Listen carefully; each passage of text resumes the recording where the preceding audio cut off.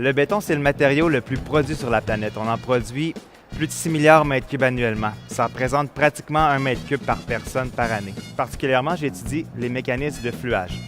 Le fluage, ce que c'est une déformation différée dans le temps, due à une charge constante appliquée. Si je vous donne un exemple, une tablette de bibliothèque qui se déforme de manière permanente due au poids des livres après une charge exposée pendant plusieurs années. Donc, ces déformations-là, c'est une déformation qui est permanente. Puis, ça se traduit dans les structures comme les ponts. Par exemple, le célèbre pont, le pont Koror au Palaos, s'est effondré 20 ans après sa construction.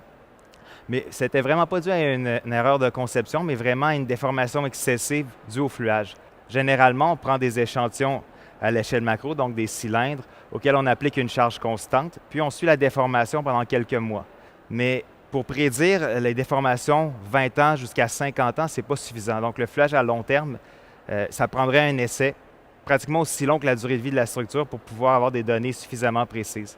C'est là que nous, on intervient. Dans notre laboratoire, on cherche à étudier la microstructure du béton pour savoir comment la dynamique à l'échelle de la microstructure engendre le comportement macromécanique. On utilise une technique qui s'appelle la micro-indentation. Essentiellement, c'est une pointe micrométrique en diamant qui vient pénétrer le matériau. Puis, en fonction de la réponse, on déduit les propriétés mécaniques. Ultimement, on cherche à améliorer la compréhension du béton pour permettre de faire des meilleures prédictions quant aux déformations à long terme du fluage.